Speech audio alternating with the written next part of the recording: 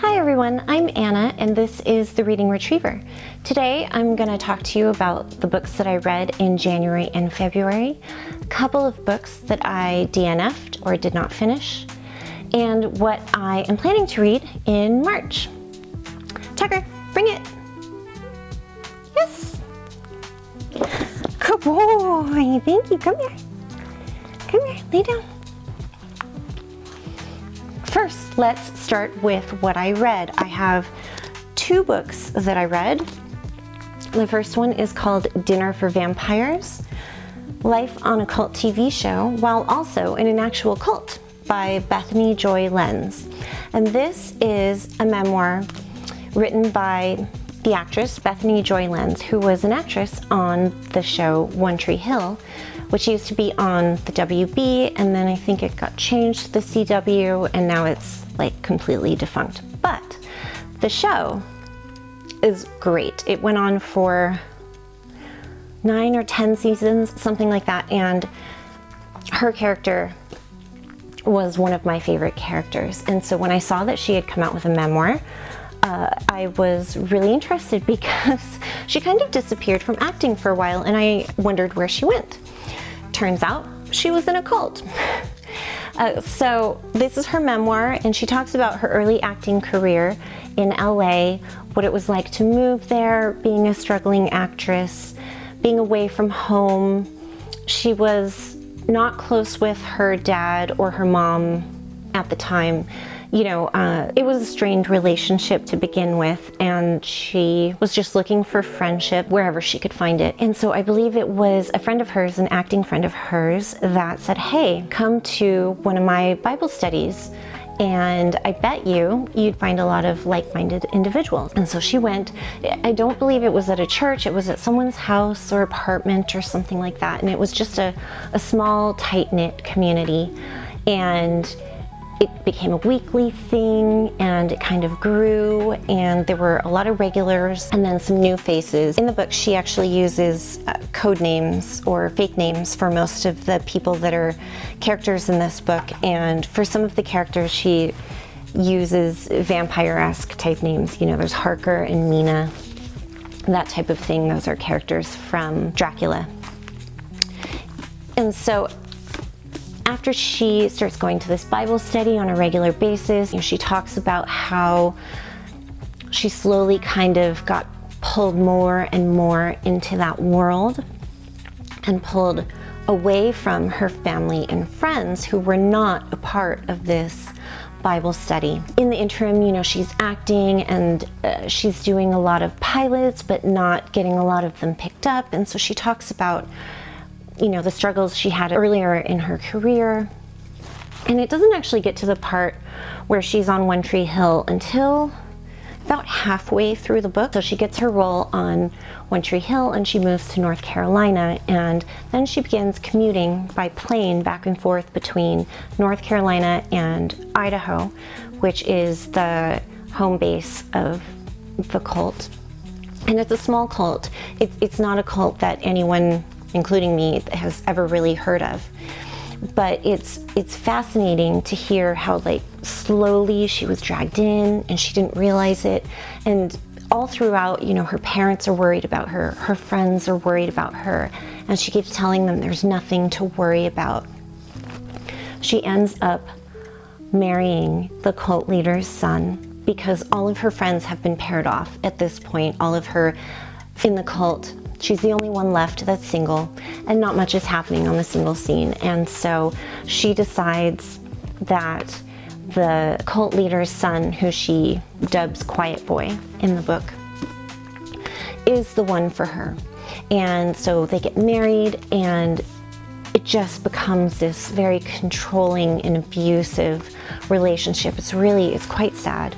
And her castmates really had no idea what was going on. And she kind of didn't realize that they were all really concerned about her on the set. There were a lot of whispers and all that. She thought that they were talking about her kind of in a negative light, or I guess gossiping about her. Turns out they were really concerned, and they were trying to figure out, like, do you know anything about what's going on with her? All that kind of stuff. She did have a confidant and friend in one of the actors who helped her escape this marriage and the cult eventually. And the culmination of this is really they ended up siphoning money from her over the years to the tune of over $2 million. And so she was able to successfully get divorced and gain custody of her child, but she hasn't been able to recover the money. And it's just, it's a little slow. It's a little slow in the beginning, but it really starts to pick up. And then after a while, I just couldn't put it down. It was so good. It was so interesting. And you really, really feel for what she's going through, what she went through. And I was really glad to hear that she was able to get out and, you know, back into acting. I've seen her on a couple of Hallmark movies and such, and I think she's on a podcast as well. And so it sounds like she's doing really well. But this was a really fascinating look. If you're at all interested in knowing more about cults, I would highly recommend this one. It was really good. Okay, the next book I read is called The Measure by Nikki Erlick, and I actually hauled this book in a previous video from Barnes & Noble recently. The Measure asks the question, if you could know when your life ends, would you choose to know? So it starts out just a typical morning, and everyone in the world wakes up to find a little wooden box on their doorstep with an inscription. And the inscription has two pieces of information. It's got the person's name and it's got a quote, and it says, "The measure of your life lies within." And so these mysterious boxes show up overnight around the world to all the adults. The age cutoff here is 22. So if you are under 22, you do not receive a box, but anybody older than that receives a box. And if you open it, there's a piece of tissue covering what's inside. So it gives you one more chance to not know, to change your mind and just put it away. Many people choose to look, mostly because they have no idea what's going on. This mysterious thing shows up and they're like, what do you mean? The measure of your life lies within? It's cryptic, right? And so people lift up the tissue paper and inside is a string. And everyone's string is a different length.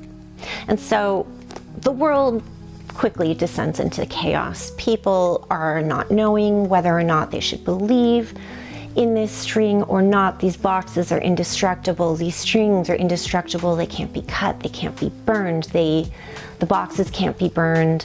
Nothing destroys them. Nobody knows where they come from. And so this story is told in little vignettes about 8 different people who at first seem like they're not connected at all.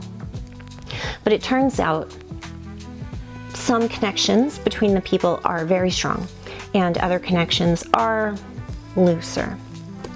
The people that we follow are from all walks of life. There's a doctor, there's an architect, there's a teacher, there's a journalist, there's a politician, and 2 members, young soldiers, 2 members of the military. And it's interesting to see who chooses to open their box willingly, who chooses to not know, and who gets that choice forced upon them. The choice is essentially taken out of their hands and made for them.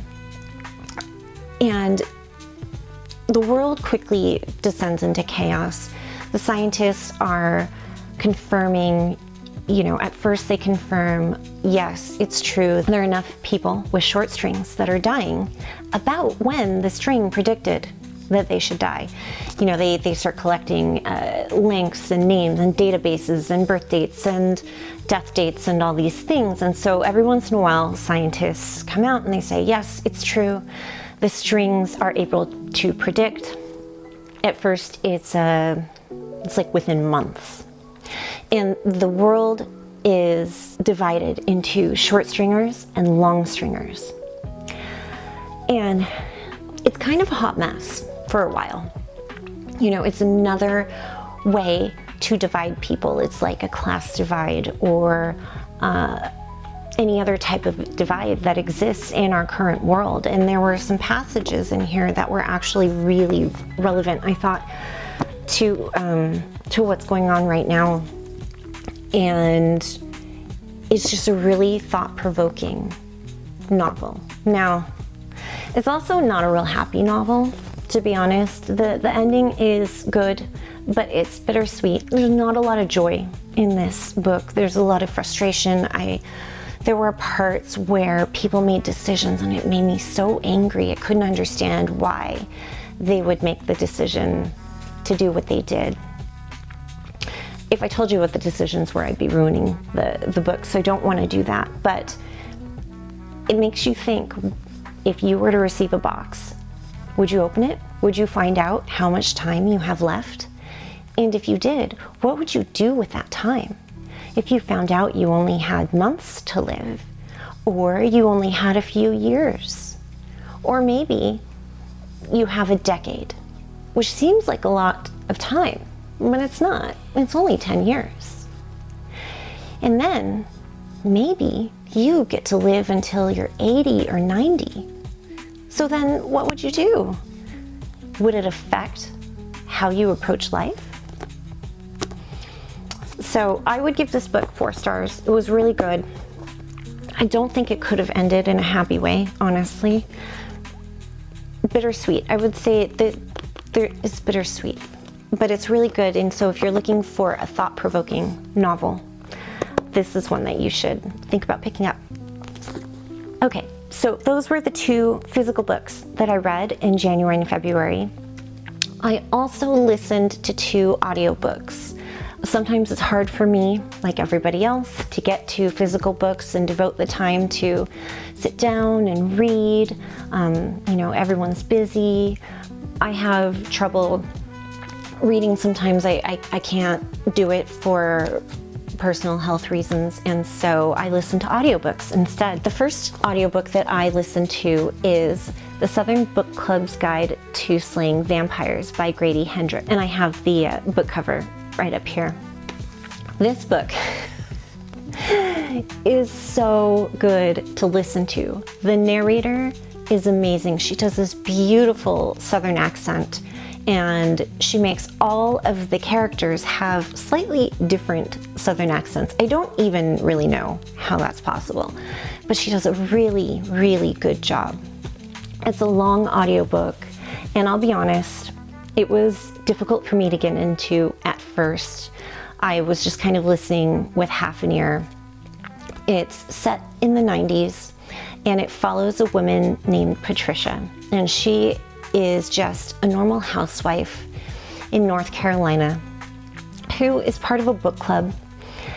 She's got a husband, 2 kids, and lots of friends. It's a very small, idyllic, tight-knit community on the outskirts of Charleston. And everything's totally normal for a while. She's got her mother-in-law who is old and incapacitated, and so she's living with them. She is doing the mom thing. The book club is reading interesting books. There's a woman who actually lies to her husband and says she's going to Bible study. Turns out she's going to a book club. And so everything is great. Until one night, an old woman who is also part of the community is attacked and she's killed. And at her funeral, her nephew, James Harris, shows up.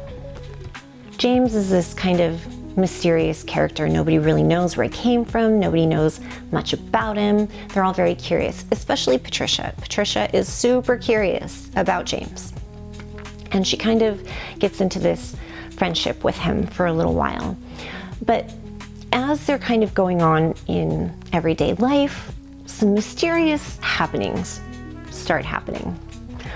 I don't want to say what it is, but one night Patricia is attacked. It's a very strange attack. And then things change after that. Patricia starts to get some ideas, and she tries to share her ideas with her friends, and her friends are just proper Southern ladies, and they just don't believe her. And so she is convinced that she's crazy. And just slowly but surely, more creepy things start happening. The book picks up probably about halfway in, and then it just goes. And it gets crazier and crazier. And this is not your typical vampire book. They're not sparkly. It's not attractive to be a vampire, basically, in this book. And this vampire really has no redeeming qualities whatsoever. But it is very interesting. It becomes very graphic, very gory. The descriptions are really, they're nightmare-inducing. But the book is just great. It's the second Grady Hendrix book that I've read, the first one being My Best Friend's Exorcism, and that one was really, really good. I actually have a physical copy of that one.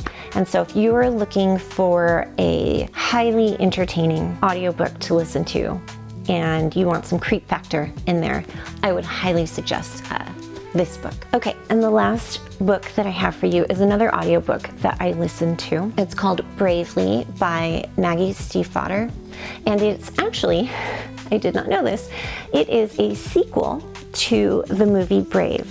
It is Merida's story, Princess Merida. It's a few years later after the movie. She's about 20 in this book, and she comes across these two gods, and one is the god of creation, Erlick, and one is the god of destruction, Feradok. And Feradok is meant to destroy Merida's kingdom and Merida herself in order to balance everything. The world is out of balance again, just like it was in the first movie. But it's out of balance for a different reason. And so Merida says, wait a minute, no, I'm not interested in destruction. My kingdom, my family, we don't deserve this. Give me a chance to change everyone in the kingdom. Give me a chance to get them to change. And so Erlick, the god of creation, says, okay, you have a year. You have a year to get everyone in your kingdom to change. And so the story, has all your favorite characters: King Fergus, Queen Eleanor, the triplet boys. There's a few new characters. There is a girl who they have adopted. She is an orphan, and in the last few years, she's kind of been raised alongside Merida as her sister in a way. And so Merida goes on this journey again to 3 neighboring kingdoms to find out more about the kingdoms. And in the process, the god of destruction, Feradok, keeps popping up. And at first, they hate each other. They don't like each other at all. But because he keeps popping up and their paths keep getting thrown together, they are forced to kind of get to know each other. And he reveals things about his past to her, things that he is not proud of. And she begins to see him in a different light. And he at the same time sees that she is a strong, powerful person in her own right, who is very caring. And he starts to change his mind. He starts to realize that maybe Merida and her kingdom do not deserve destruction. And so the story builds, and it's just a beautiful story. It's well written. It's very lyrical. The narrator does a fantastic job narrating the story, and she does these fantastic Scottish accents, and it's so easy to listen to and a great listen. I got to the end, and I won't spoil it, but I was a little shocked. And I really hope that there is an end to this story because it was left on a cliffhanger. There is an epilogue, which makes it feel like there isn't going to be a continuation of the story. But I really hope that there is, because the epilogue was left on a cliffhanger. And I just would love to find out what happens to Merida and Faradoc in the end. And so if you love Brave and you want to know what happened after, I would highly suggest picking this book up and possibly picking up the audiobook because it's just great. There's a lot of really difficult Scottish names in there that the narrator just takes care of for you. It's really the only reason why I know how to pronounce the names of the gods. I would have no clue, otherwise it'd be completely wrong. So I would highly suggest, if you're looking for a good fantasy, magical love story book to listen to, that Bravely is a good choice. Okay, so those are the books that I finished in January and February of this year. There were 2 books that I DNF'd. The first one is The Last Hour Between Worlds by Melissa Caruso. I really wanted to like this one. I really did. I got about a third of the way through it. I think I'm on page, let's see. I'm on page 149, and I think there's about 400 pages in here. So I gave it a good effort. It's a fantasy novel. It takes place in a really fascinating world. There's this world where you live on Maine, everybody lives on the Maine world, but there's these veils, and between the veils, there's a parallel world. And each parallel world you go down is called an echo. And every time you drop down into an echo, things get a little more distorted. Things start to look a little weird. The town that she lives in, the streets are mostly the same. They're a little different. People look mostly the same, a little bit different. That's if you go down one echo. If you go down another echo, things start to get really weird. There's some weird creatures. Streets don't look the same anymore. The sky looks different. It's a fascinating, fascinating world. I just couldn't get into the characters, and I really couldn't get into the plot that was happening. They're at this party, a lot of people keep dying, she's trying to save these people, and every hour upon the hour, this clock strikes, and the entire party, the house that they're in, drops into a lower echo. And our main character, Kim, is trying to figure out how to save everyone, and she's always a little lost doing it, and so she's able to kind of bring some people along with her out of kind of the reset that happens once every hour, so they don't get reset anymore. But everyone's still really confused. There's just a lot of confusion. And it's so, in a lot of ways, a lot of things happen and nothing happens at the same time. It's every time I pick it up, I read a few pages, and then I feel like nothing happens, and I'm lost and confused, and I don't understand why certain things are happening. I haven't fully DNF'd this one, to be honest. I might pick it up again in the future if I run out of things to read. I might give it one more chance, but I have been trying for 2 months to read this book. It was a Christmas present. So I've been trying since Christmas to read this book, and I can't get into it. I've read other books in the meantime, in between this one. So I'm gonna DNF this one for now. The next book that I DNF'd was actually another audiobook that I listened to, and it's called The Let Them Theory by Mel Robbins. It's narrated by Mel. It's about a new way of approaching life, where instead of letting conflict consume you, if somebody is not doing something that you agree with, you just let them do it. You should just let them do it anyways. This can apply to difficult coworkers, to parents and children, where you just kind of let them do what they're gonna do. And then they either reap the rewards or they reap the consequences. And so she explains how she got this theory, where it came from. She uses lots of anecdotes from her own life that are very, very interesting. And then it just gets repetitive. It just starts to feel like the same point being made over and over again through different stories that she's telling. And while the stories are really interesting, again, it just felt like there wasn't anything new being added in. And so I got about a quarter of the way through the book, and I stopped listening after that. I kind of felt like I got what I was going to get out of it, and I could be completely wrong. I mean, there's still 75% of the book left that I haven't listened to, and so there could be some mind-boggling, life-changing revelations that get made that I just don't know about. But in the part where I stopped listening, it just became too repetitive, and so it's probably one that I won't pick up again, unless, again, I hear from a review or something saying, oh, but in the last 60% of the book, she just has this revelation that is so great, you really need to go listen to it. Then I'll give it another shot. So if you've read or listened to this book, let me know in the comments below what you think. If I should pick it back up, am I missing something? Is there something in the theory later on down the line that is vital to this that I just haven't given it enough chance? Or would you agree that the gist of the book is in the first 25% or so? Let me know. So that was it for the books that I read, the books that I listened to, the books that I DNF'd.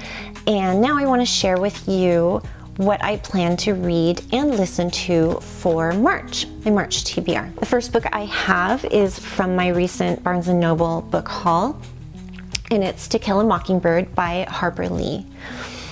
I picked this one up because my daughter is a freshman in high school, and she is currently reading this book for her advanced English class, and I thought this would be a perfect opportunity to do a buddy read with her. So she and I are reading this book together, and I'm reading it at the pace that her class is reading it, so this may not finish in March. We are only on chapter 4, and so this one might spill into April, but I'm totally fine with that. It's a nice, slow read. She and I are having some great discussions around the themes of this book, and I think it's a really important book for teenagers and young people, or really anybody, to pick up. If you guys would be interested in hearing of a reading vlog or maybe a discussion or something between my daughter and I about To Kill a Mockingbird, let me know in the comments below, and maybe she and I will film something together to share with you guys. Let me know. The next book that I have planned to read is Good Girl, Bad Blood by Holly Jackson. This is the second book in the A Good Girl's Guide to Murder series.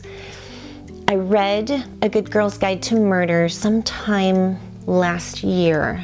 I think maybe last summer is when I read it, and it was really good. I was wrapped up in it right away, and it was fast-paced, it was interesting, there were twists. I mean, this is a really, really popular series, and so, you know, I had to see what all the fuss was about. After I finished that book, I bought this one, I started reading it, and then I kind of got into a situation where I wasn't able to read for several months. And so I kind of put it aside and forgot about it, quite honestly. My daughter brought it up the other day. She wants to read the first one. And so I said, oh yeah, I have the second one. I should really read the second one. And so I think this will be a good, easy read for me this month. And I have the third one coming in a big book order that I did that isn't here yet, but when I get that order, I'm going to do another book haul, and that book haul will be really big. I think there's like 30 or 40 books coming. And so anyways, this is the second book in the series, and I'm really excited to read this. I have not watched the Netflix series, but I do know that it exists. I don't know how much of the series, the book series, the Netflix series covers, and so I don't want to ruin anything, which is why I haven't watched it yet. But I plan on watching that because I always like to see how book to screen adaptations go. Sometimes they're great, and sometimes they leave a lot to be desired. So we'll see. But if you have read this series, feel free to leave me a comment and let me know what you think. Is it worth finishing? Does it lose steam? Let me know. Okay, the third book on my TBR is A Study in Drowning by Ava Reed. And this is a book that I decided to read based off of other booktubers that I have been watching recently. It seems to be pretty popular. And funny enough, I already had it. I've had it for a while, I think. It came in one of my OwlCrate subscriptions. I don't know what month. I subscribed to OwlCrate for 3 years, something like that. And I wasn't that great at reading the books as they came to me. I did read a few.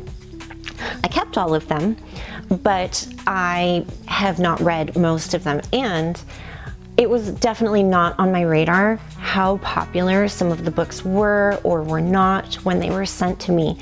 And so when I was redoing my bookshelves recently and making them nice and making room for the new books that I've ordered, I noticed I had this one. And I was like, oh, that's super interesting. Turns out, I had that thought several times. I have several very popular YA fantasy books that are talked about all over BookTube on my shelves that I had no idea that I have. And so I've decided I'm going to try and read one a month, one every other month, something like that, to try to catch up. So if you'd like to see a video on me discovering which super popular books I have in my collection that I didn't know about, let me know in the comments below. But this one sounded really interesting. There is a sequel to this book coming out in July called A Study in Dreaming, I believe. And so I want to read this in hopes that I like it, so that I can be prepared to read the sequel when it comes out in July. And this, by the way, is a really beautiful copy. It's the OwlCrate, special edition. And so on the inside, it's got this beautiful imagery. The cover, the hardcover itself, has more beautiful imagery. I think actually this is close to the original, what was originally released. I think that's the same cover art. And then on the inside of the dust jacket is this beautiful illustration here. And so I'm really looking forward to getting into that one. I have 2 more books on my TBR, and I know the first one I'm definitely going to listen to on audio, even though I have a physical copy of it. The second one I'm probably going to listen to as well. And that is The Ballad of Songbird and Snakes, the first prequel to the Hunger Games trilogy that was released a few years ago. I recently picked up a physical copy of this. The deluxe paperback editions of the first 4 books came out recently, and so I picked up a copy of all 4 of them. Up until I bought the deluxe paperback editions, I didn't actually have physical copies of the Hunger Games trilogy. When I read them originally, when they were written, I read them on Kindle, and then I never got physical copies for them. And then when I was introducing the story to my kids a few years ago, I just bought the Audible books. So when I saw that the beautiful deluxe paperback editions came out, I decided I should get physical copies of them. And that I should actually invest some time in reading the 4th book or listening to it, because the 5th, highly anticipated second prequel, is coming out March 18th. And that is Sunrise on the Reaping. It's Haymitch's story. And so I'm really excited to get into that one, but I felt like I should probably read the first prequel first, so that I'm up on what happens in the past, so that the 5th book that comes out will make sense. I have seen this movie, and I like the movie, but again, I know that sometimes book-to-screen adaptations leave a lot of things out, change a few things, that sort of thing. And so I didn't want to take the risk that reading the 5th book I would be completely lost. So I picked this one up. Did not realize just how long this book is. It's very clearly the longest book in the series so far, and so because there's limited time until the next book is released, I'm just going to download the audiobook. I just finished an audiobook a little bit ago, and so I don't have anything I'm currently listening to, and I think this would be a great candidate. The audiobooks for the original trilogy, The Hunger Games, Catching Fire, and Mockingjay, are all really, really well narrated. And so I would assume that the narration for this one is also just as good, if not better. So this one I'll be listening to on audiobook. And the last one, When Sunrise on the Reaping comes out later this month, I will probably get that one on audiobook as well and listen to that. I think I have enough on my physical TBR to keep me occupied this month, maybe into next month. So I can split up my reading time into audio time as well. That's really all I have for you guys today. Thanks for joining me, and I will see you later.